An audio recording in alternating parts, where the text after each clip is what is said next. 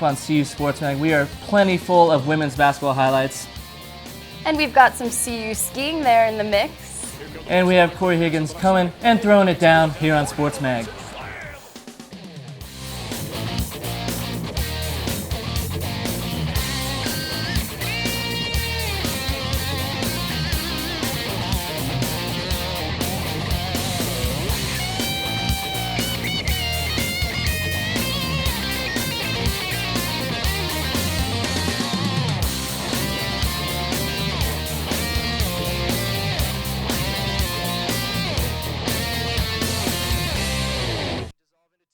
Welcome to CU Sports Mag. I'm David LaRose sitting alongside Kylie Horner, and we are packed with basketball highlights this week, Kylie. Yeah, first off, we've got some men's basketball against Iowa State, so let's roll those highlights with Mark Johnson on the call.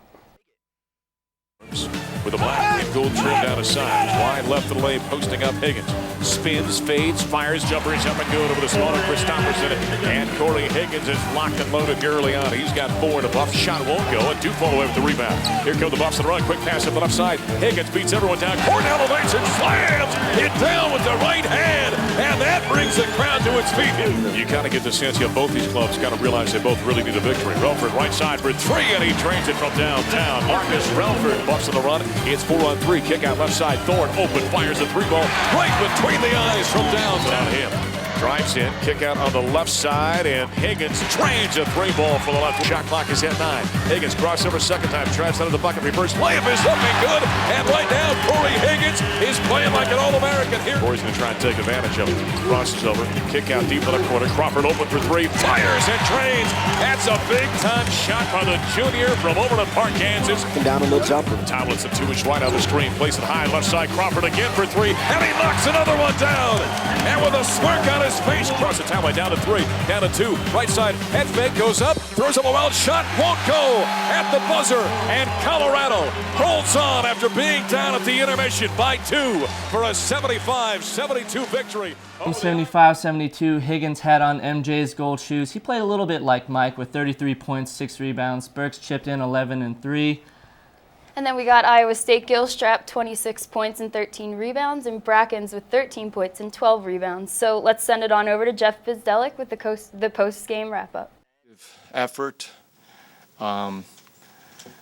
coupled with playing some good basketball. This team needs to learn how to win, and hopefully this is a big step towards that. Because, you can talk about confidence, but really, how do you really acquire confidence? Is to achieve success. We just saw Corey Higgins drop 33 points and lead the Buffs to a great win over Big 12 opponent Iowa State. This is the 4th time Higgins has scored more than 30 points in his career at Colorado. For this titanic performance, Corey Higgins is our Athlete of the Week. Just being aggressive the whole time. Sometimes I just I get a little stagnant on offense, but I was always looking to score, make plays for other people. And to carry it over to the scoreboard. That's always a plus to have a big game like that. But we were more focused on getting a big win for this team, and so that was the goal. And it was great that we were able to accomplish that. Everybody made big plays. Alec made 2 big free throws. I stepped up and made a couple. Casey got a huge offensive rebound down the end. So it was a contribution from everybody stepping up. I'm Corey Higgins, CU Sports Mag Athlete of the Week. Following that Iowa State performance, the Buffs went on the road to Nebraska looking to get on to break their road losing streak. Yeah, so let's just jump right into those highlights. Buffs came into the Bob Devaney Center ready to play, looking to get off the schneid on the road, and this play by Burks definitely got them going early with the pump and the layup. Tomlinson pressured in the corner, finds a wide open Casey Crawford, who made them pay on this night, knocking down one of his 6 threes. Relford also hit one, and the Buffs hit 5 of their first 3s to open the game. Still in the first half, the Buffs up by 9. Knutson drives to the hole, misses. Burks there with the tip-in. Now we move into the second half. Higgins gets a give-and-go from Knutson for the 2-handed throwdown. And here we are. Higgins gets the pass, drives baseline, goes up to the bucket, and the foul. He's pumped. Huskers never learned and continue to leave Crawford open as he hits another 3. Here's Higgins at the top of the key, spins, drives to the hoop, and lays it in for 2. Burks takes that contact, adjusts his shot, hits the bucket, and the Aussies got the fist pump going on. Again, here's Burks on the fast break, gets fouled, fades away, and gets the roll for and 1. The Buffs finally won on the road with the dominating performance over Nebraska 81-68. Higgins and Crawford. Crawford came up big, 20 points and 4 rebounds. Yeah, and then we had Diaz, 15.7 rebounds, and Jeter, 14.6 rebounds. And we've got David Starcer and Andrew Gillis on the double team set. A few days after the Nebraska game, we caught up with Coach Bizdelic to see how he felt about the win over the Huskers. He also talked about how his team has evolved over the course of the season.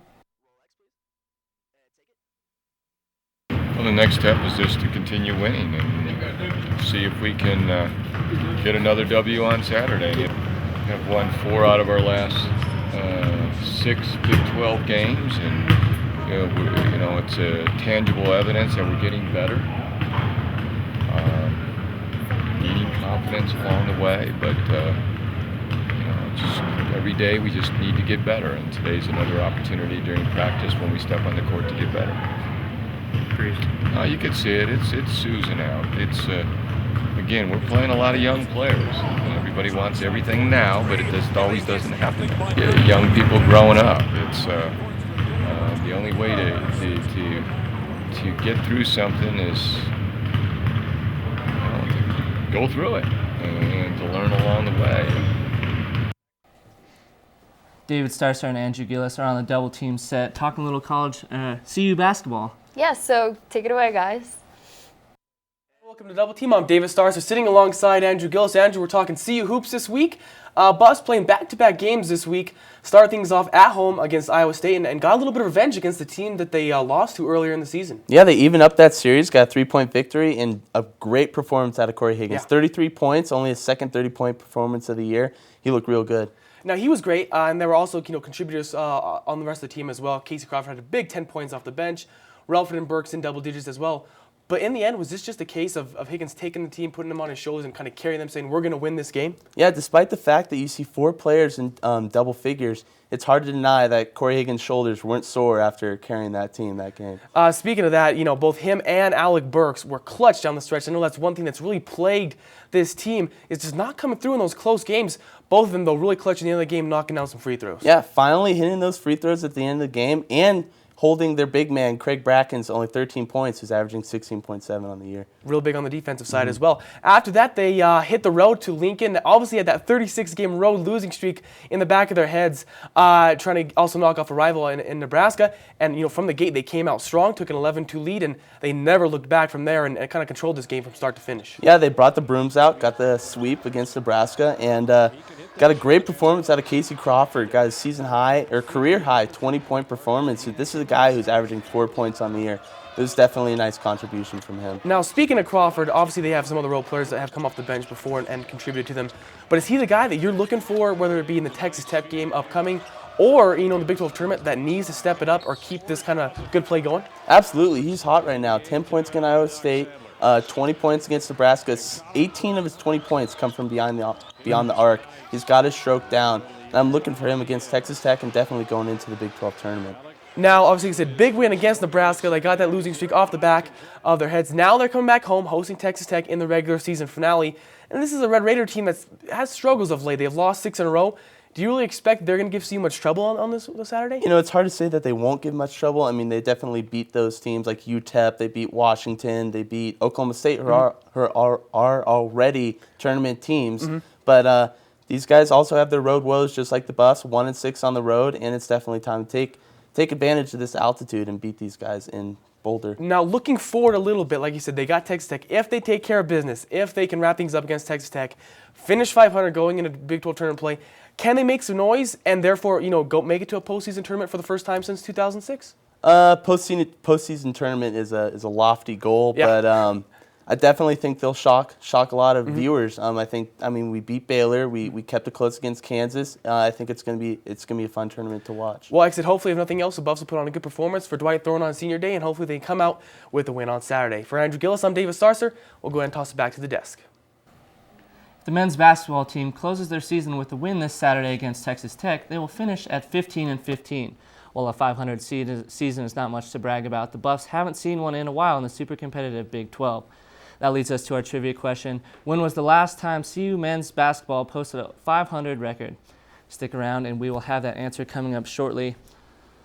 Also, we're going to have some women's basketball highlights against Texas A&M and K-State. And we've got some skiing right after the break.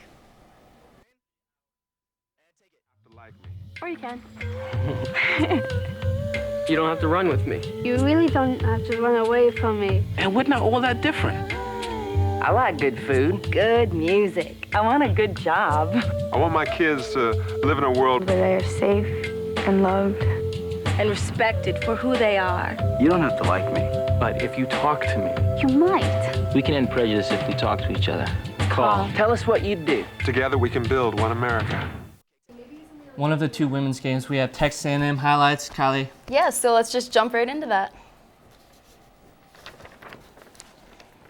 Here we are, the women running out of the locker room, fired up to take on 15-ranked A&M Aggies. A&M's Demetria Buchanan drives by her defender, going in for a layup. Chucky Jeffrey deflects the pass, gathers in the loose ball, takes it down the court, finishing the play with a left-hand layup. And McConnell Miller's looking for a little more out of her team as they fall behind early in the game. Bianca Smith teaches the defender here, hand down, man down. And with that three, becomes CU's all-time leading three-point shooter. Here, Tyra Wright for A&M rises for the jumper and hits the two right over Britney Spears, adding to A&M's lead. Here we have Texas A&M Kip pouring it on. Ilanu shot here, another white jumper there, and as A&M stayed in control. Bianca Smith trying her best to carry the team, adds to a record, hitting another three. Guard Elisa Fresley was the only other buff in double figures, adding 12, which did not help CU on this night. A&M's own Smith hits a jumper here. And kids, if you're watching, take notes on this play as the Aggies show great ball movement, eventually finding the open Ilanu for the lay-in. CU's Chelsea Dale shows off a little here with the drive and acrobatic finish, but the Aggies were too much on this night, handing the Buffs another Big 12 loss.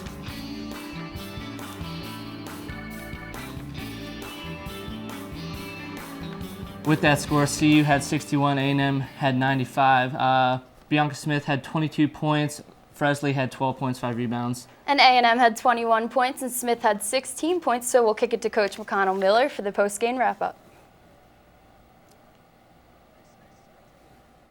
We got beat Yikes. by a very good team today. We got beat on the offensive end. We got beat on the defensive end. We came out strong, but once they got on a roll, it just we couldn't battle. We didn't battle. It was a tough night for the Buffs. We have women's basketball against K-State. It was senior night. Yeah, so Sam Holt with Man on the Street after this, and we're going to talk a little. Women's basketball. Oh, women's basketball. K-State. Let's roll those highlights. It was senior night as Bianca Smith and Courtney Dunn were honored here as the Buffs took on Kansas State for their last home game. Chucky Jeffrey with the out-of-bounds play. She finds Britney Spears for the three. Pose for the tabloids, Britney. All Spears early as she drives down the lane, splits two defenders and splashes the nylon plus a foul. K-State answers back as guard Carrie Kincaid sets her feet and hits the uncontested three. The Wildcats run the pick and roll to perfection here as Taylor Carr finds Banshia Brown on the cut for the lay-in. Kincaid drives left, picks up her dribble, but somehow finds room, maybe taking an extra step to hit the one-handed floater in the lane. Alyssa Fresley showing off her post moves as a guard, doing a little up and under move and hitting the basket for the Buffs. Crawford's taking in the game from the stands after a strong performance against Nebraska last week. CU Express showing off some moves of their own here on senior night. K-State's Brittany Chambers with a little shake and bake, step back, losing her defender, and she hits the jumper. Wildcats continue to run their offense, which led to easy layups like this one by Taylor Carr. Easy two for the Wildcats. Bianca Smith drives baseline, absorbs the contact, and puts it in for two, and the foul. And also we have Brown for K-State. Puts on the block, receives the pass, turns from the double team, finds the wide open cutting Maria White. And CU lost a heartbreaker here on senior night, 72-70 to K-State. Britney Spears had 19 points. Alyssa Fresley had 17 points. KSU Chambers had 13 points and Carr had 11 points. And we're going to throw it to McConnell Miller with post-game. The wins and losses are not reflecting the desire and the commitment and the work ethic and what we're putting into it. And unfortunately, this is no way that we want to send our seniors out. We felt good coming into this game. We got off to a great start. K-State made 2 runs, and we chipped away, but really couldn't answer. Never really went on any runs that we typically go on. But it was a tough night.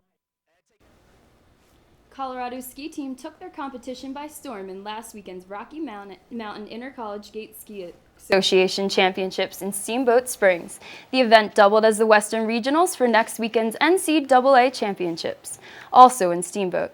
Senior Matt Gelso led the Buffaloes with wins in both the 15K Classic race and the 20K Freestyle. Gelso was joined on the podium in the freestyle race by junior Jesper Ostensen, who took third behind Alaska's Michael Challenger. Sophomore Reed Pletcher finished right behind Ostensen for 4th place. In the women's 15K freestyle, Alexis Turgeon was the only CU skier to podium, taking 3rd. Sophomore Alishka Hashkova took 6th and was followed by 9th place Joanne Reed.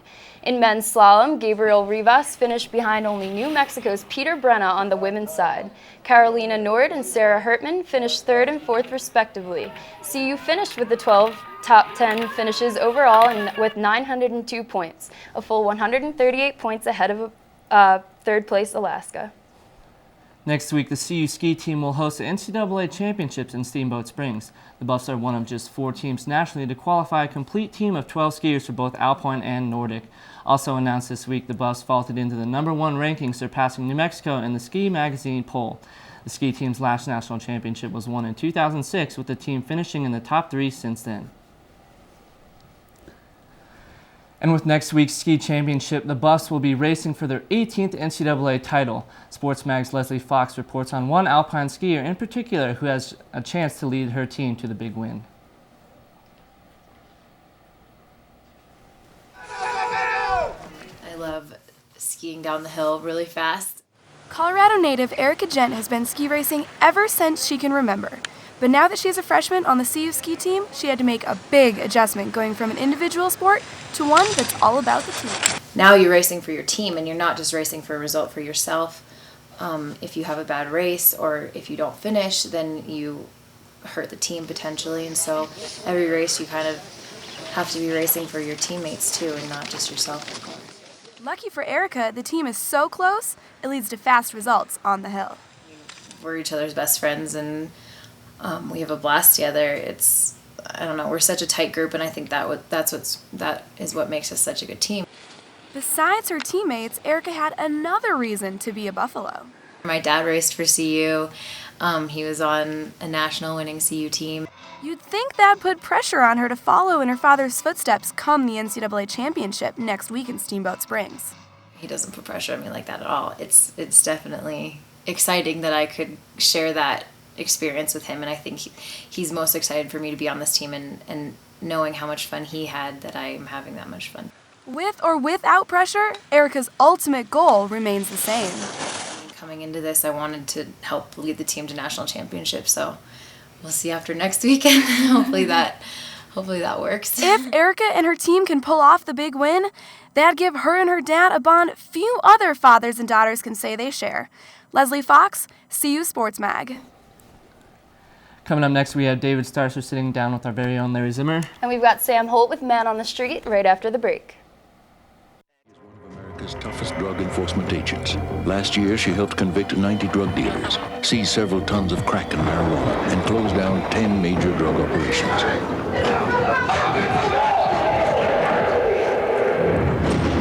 She is a 68-year-old grandmother named Irma. She set up a community drug watch that is not only changing her neighborhood, but its future. There are many ways to help in your community. Call the Points of Light Foundation. Do something good. Feel something real. The University of Colorado's soccer team will begin its spring schedule this weekend in the Bay Area for a pair of matches on the West Coast. CU will take on St. Mary's College on Saturday and finish off the weekend swing with a visit to California, Berkeley on Sunday. This will be Coach Bill Hempin's first look at revamped squad for 2010. Newly recruited players and returning members of the team will look to fill the void of graduated seniors, particularly all-star forward Nikki Marshall. Colorado will follow up its trip to California with 3 3 games locally, weather pending, beginning Wednesday, March 10th at Northern Colorado. As winter sports season comes to a close, campus is abuzz about, you know what, football. Cody Hawkins tweeted Thursday his excitement about getting started with spring ball. Drills start Saturday in anticipation of the fall 2010 season. Spring ball is the first good look Coach Dan Hawkins will have to see what the team may look like in the fall. The pressure is on Coach Hawk to turn the program around, especially with the weakest recruiting class in years coming in. There will be a total of 15 practices this spring, including the spring game on April 10th at 1:30 in the afternoon. Now we have David Starcer who's going to sit down with our very own Larry Zimmer to talk a little bit about his 45-year college football broadcasting career. Yep, so take it away, David. Hi, I'm David Starcer, sitting alongside the voice of Sioux football for 36, going on 37 years now. Larry Zimmer. Larry, thanks for sitting down with me and answering a couple questions today. Happy to do it, David. Well, first off, we're going to talk about you, of course, being inducted into the Colorado Broadcaster Hall of Fame this coming April. Well, what does that honor mean to you after all these years of covering Sioux sports? Well, it's actually the Colorado Sports Hall of Fame. Sports Hall of Fame. I'm sorry. The Broadcasters Hall of Fame happened last year, so you get them all taken care of. Too many awards, No, it means a lot because a Hall of Fame has a bit of permanence to it. The plaque will go up, the name will go up, and it'll be there as long as the Hall of Fame exists. So it's pretty impressive, and it's nice to be recognized as a contributor or for that contribution to sports in the state of Colorado over the years that I've been here. Well, a lot of people may not know, you went to school in Missouri and got your start there in broadcasting, did baseball there, and then of course went to Michigan and did football there. How were those experiences for you, like covering these other schools aside from CU when you first started out? Well, they were great. I mean, at Missouri, I used to see Colorado come in and play, and so I got to know some of the Colorado people in the Big Eight. And I was doing high school football as well as Missouri baseball and some of the Missouri basketball. But going to Michigan was that was my first really big move, to go in to begin doing Division I football and doing Big Ten football and going to such places as Ohio State and Minnesota and Wisconsin. I mean, that was a big deal for a young guy. And so I really had a very enjoyable time in Ann Arbor. I say I'm unusual in this profession. I've only had 3 jobs in my career, in Columbia, in Ann Arbor, and here. Speaking of Ann Arbor, of course, the big game, one of the big games you're known for is the Miracle in Michigan, with the whole Cordell Stewart pass to win the game in there. Maybe talk a little bit about that game and how that all transpired with being up there in the booth. Well, it was an exciting situation for me, having done Michigan and having a lot of friends there, and going back with a really good football team. The Buffs in 1994 with Cordell Stewart and Rashawn Salam, Michael Westbrook, Ray Caruth. This was a good team.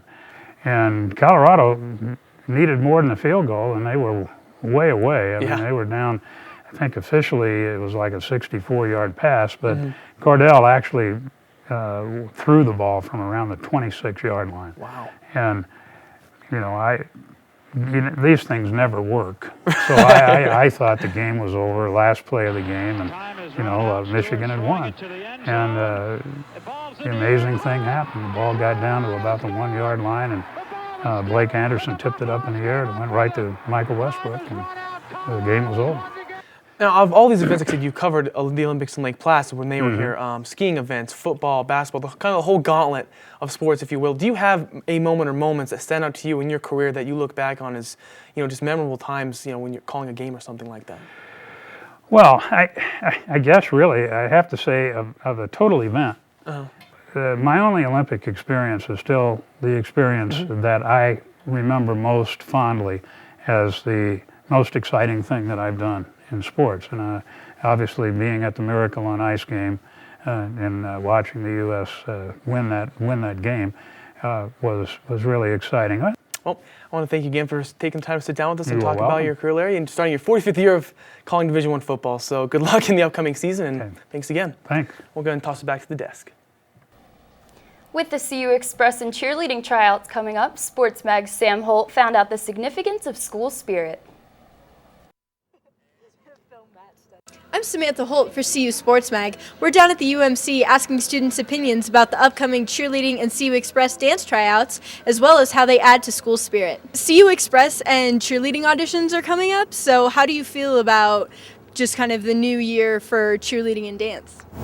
Well, I feel that cheerleading and dance is going in the right direction this year, and I think that everything's going to be really awesome. I think they're cool. I don't really know what that is. Do you think they add a lot to the games? Honestly, it's my favorite part, but I'm a dancer, so I might be kind of biased. Who do you think is your personal favorite, CU Express or cheerleading? I actually haven't seen either of them, so I'm going to go with CU cheerleading. I like the CU Express team. Express. Probably the cheerleaders. You have to watch the cheerleaders. Yeah. Have you ever considered auditioning for either one? I definitely considered auditioning for Express, but I'm a resident advisor here on campus, so I don't really have that kind of time. Well, I used to be a cheerleader in high school, but I didn't try out because I've been injured. And CU Express recently took third place at Nationals, so why do you think that is? Like, what factors contributed to their success? They probably worked hard, really hard. The girls are really pretty and everything, so that's good. Clearly, spirit is vital when attending a game at CU. Best of luck to those auditioning. Clearly, cheerleading is not for everyone. I'm Samantha Holt for CU Sports Mag. Thanks, Sam. So coming up next, we've got the answer to that trivia question We have you've been John waiting Michael for. Tomczak on the weather set. Stick with us. No, I am not, man. Dude, I dropped my phone. Oh, the road. Whoa. Okay. How would you like to save your life from an ugly, reckless driving death? Don't answer yet. There's more. Act now by slowing down, and we'll guarantee you complete satisfaction. That's awesome! In the real world, there is no spokesperson to prevent reckless driving. There's only you. Speak up. Whoa, Andy, slow down. With only one more meet before track and field NCAA championships, the bus will travel to a last chance meet over the weekend. With no qualifiers at the Big 12 indoor meet, the bus will need to step it up to make it to the championship in Fayetteville, Arkansas. The track team hasn't announced where the last chance meet will be this weekend. It's time to reveal the answer to our trivia question. Just to remind you, we asked when was the last time Colorado's men's basketball team posted a 500 record, and that answer is 4 years ago in 2005 and 2006. When the bus finished 18-9 overall and 10-6 in the conference. A win on Saturday against Texas Tech would make CU even on the season, which would be a big step for the struggling program. And now we've got John Michael Tomczak with the weather. Yeah, let's see how it's looking for the weekend. Sports Mag Weather, I'm John Michael Tomczak, and let me take you through Boulder. You've been noticing a lot of this lately. Well, I've got some bad news upcoming on the horizon. We're going to see a lot of this coming your way. On Monday, we're expecting some heavy snow showers to come through the Boulder area with a high of only 45 degrees, though the snow showers will be constant. But this weekend will be a splendid one in the Boulder area with highs in the mid-50s. And actually this morning we were actually expecting some snow showers, but they passed by over us, so hopefully we can dodge another bullet come Monday. Going on to our ski resorts, or going on to the Boulder snow totals, our yearly average so far has been 82.7 inches, but our February average is usually about 10 inches. But if you're thinking last month was really snowy, you are correct. We had an average last month of about 22.9 inches, and then our March average is actually the snowiest month of the year at 17.8 inches. So the snow season isn't over yet. On to our ski resorts.